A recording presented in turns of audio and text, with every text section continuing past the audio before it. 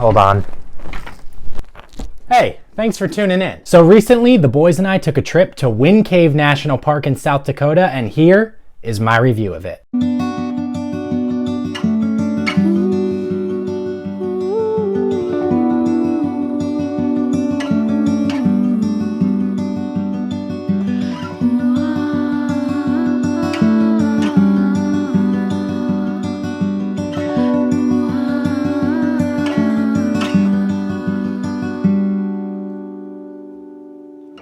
So Wind Cave National Park was my 5th national park that I've been to. I have a long-term goal, a very, very long-term goal to visit and review every single national park. So in this video, I'll provide an overview of Wind Cave, some tips, what I did there, and then finally rank and review it in terms of comparison to other national parks that I've been to. To start off, of course, we've got a few short facts about Wind Cave National Park. This national park was first discovered in 1881 when two brothers heard a whistling noise nearby the area. The story goes that one of these brothers bent down near the hole where the whistling was coming from, and a strong gust of wind blew up and knocked his hat off his head. This hole is the only natural entrance to the cave that has ever been found, and the reason for the national park's name today. Wind Cave is located in the Black Hills, which are in the southwest portion of South Dakota. Most of the state's major attractions like Mount Rushmore, the Badlands, Jewel Cave National Monument, and Custer State Park are also located near this area. Wind Cave averages around 600,000 to 700,000 visitors per year, and this puts it at number 35 out of the most visited national parks in the country, around the middle of the pack. President Theodore Roosevelt was actually the one to sign the legislation which declared Wind Cave a national park on January 9th, 1903. In my opinion, there are 3 must-do activities in order to make the most out of your trip at Wind Cave National Park. And if you stay in the park for just one night, I think you'll have plenty of time to accomplish all of them. Of course, the absolute must-do activity here is going to be the cave tour. It doesn't really matter which one you do. There are 3 total. Each one gets a little bit more difficult and longer. But this is what the park is named for, so if you only have time to do one thing at Wind Cave, make sure it's a cave tour. I would also recommend hiking the main trail that we did. This is the Lookout Point and Centennial Trail Loop. This just gives you some of those beautiful views of the prairies and the flowers and the wildlife that I was talking about earlier. If you want to make sure you have plenty of time to do everything that Wind Cave has to offer, I would highly recommend spending a night in their campground, which is called the Elk Mountain Campground. There are great amenities here with a nice sense of community, and it's an amazing place to see the sunrise out over the east rising above the prairies in the morning. I realize not everyone may have time to spend a night in the park, so this is why I put it as the least important out of the must-do activities. Going a little bit more in depth on the Elk Mountain Campground, it cost us $24 for the night, but we only paid $12 because we had the National Parks Pass, so either way, $24 to spend a night in a very nice campground is an awesome deal. Jeffrey, the park ranger, shout out Jeffrey, helped us a lot.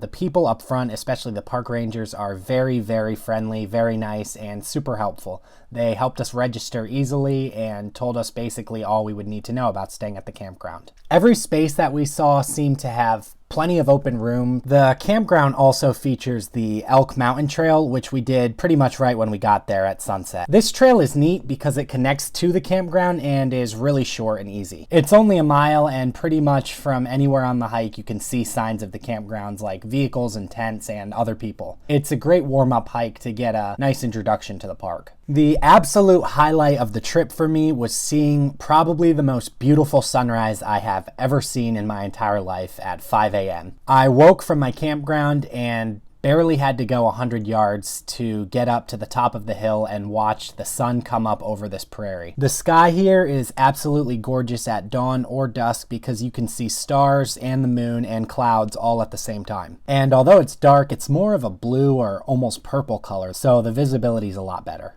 When I got to the top of the hill, the sun was just barely starting to peek out, and there were plenty of bison who were active and playful early in the morning, and they felt super close even though we were at a safe distance. While the sun was rising, I was actually still able to turn around and see a full moon directly behind me, surrounded by that blue early night color. I don't know if I've ever seen the sun and the moon directly across from each other at the exact same time before, so this was something that was beautifully unique for me. One of my favorite parts of this sunrise was watching the prairie grasses and wildflowers shine as the sun got higher into the sky. This whole experience really made me wonder how anyone could ever not want to come out and see these beautiful places that the national parks have to offer. Now that we've covered an overview, some tips, and some fun facts about the park, let's go ahead and give Wind Cave some scores. To rate and review Wind Cave National Park, I'll be using 9 categories that I think best summarize everything a national park should have to offer. 5 of these categories came from a website called morethanjustparks.com. This is 2 brothers who've traveled to every national park and ranked them all. The categories they came up with were accessibility, basically how easy it is to get into the park; recreation, which are the activities you can do once you're inside the park; crowds,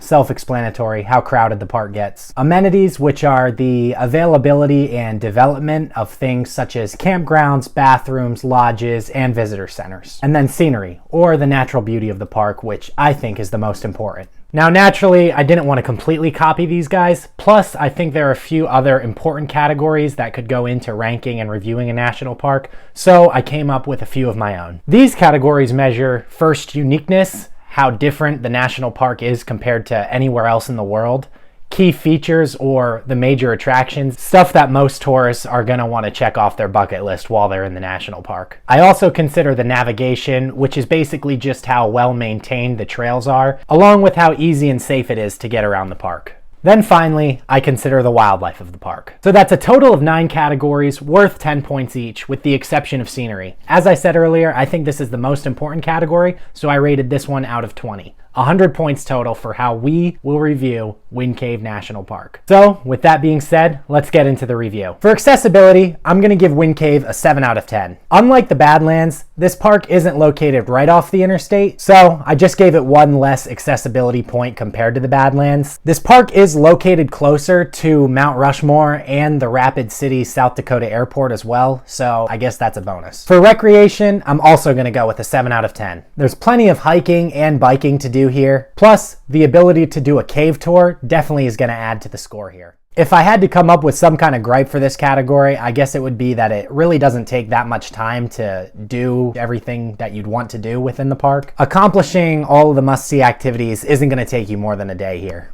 For crowds, I'm going with a 6 out of 10. I was actually a little bit surprised by the crowds here, considering we were there on a Monday, but the park was much more active than I originally thought it would be. The crowds were really never an inconvenience to us. Maybe the only time it got a little tight was in the cave tours, but it's going to feel claustrophobic in there no matter what, considering the average group size is over 30 people. For amenities, I'm going to go with a 7 out of 10. Nothing really to complain about here. The visitor center is nice, and our campground was beautiful. There were bathrooms with running water and outlets, as well as fire pits and picnic tables. The campground even had an amphitheater where an informative show was presented at nightfall about the wildlife at the park. I thought this was really unique and made me a little bit more passionate about national parks and the animals that live there. There were also park rangers readily available to answer questions, and there was even some Wi-Fi right at the entrance of our campground, believe it or not. There is only 1 campground throughout the whole park, but I don't really feel like multiple are necessary here. For the scenery at Wind Cave, I'm going to go ahead and give it a 15 out of 20. I think the prairies of this park are severely underrated.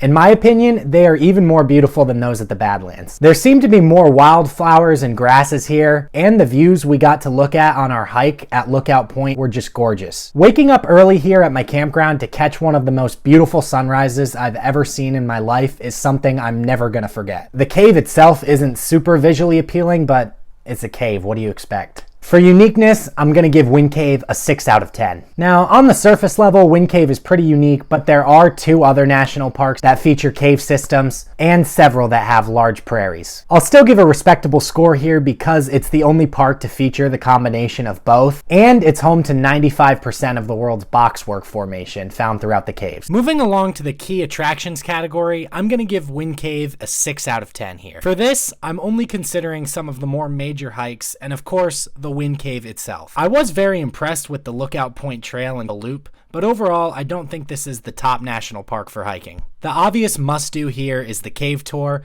and while I wasn't necessarily blown away with the cave itself, this is still a huge bucket list item for the park and for South Dakota. So I recommend at least doing one tour of the cave. For navigation, I'm also going to go with a 6 out of 10. This park is pretty easy to get around. I really enjoy how close the major attractions and visitor centers are to each other. I did have to take off a few points here though, because I think the park needs better signage in general. A lot of the signs and waypoint markers throughout the parks are outdated and a little small. On our hikes, we saw a lot of trail marking posts that had either fallen off completely or deteriorated to the point where they were difficult to read. So it'd be nice to have them a little more updated and a little more frequent or obvious where they are. Another big con for navigation is that one of the premier trails here, the Centennial Loop Trail, has tons of poison ivy throughout. The path is really skinny and not incredibly well defined, so this makes it nearly impossible to not walk through the poison ivy on this trail. Finally, for wildlife, I'm going with a 9 out of 10. Similar to the Badlands, incredible views of bison, antelope, and especially prairie dogs are relevant here. On the Lookout Point Trail, we literally walked through a mile-long prairie filled with prairie dogs on all sides of us. They were impossible to miss and didn't seem too bothered by 5 sweaty dudes walking past them. The only complaint I could really come up with if I was really trying to nitpick here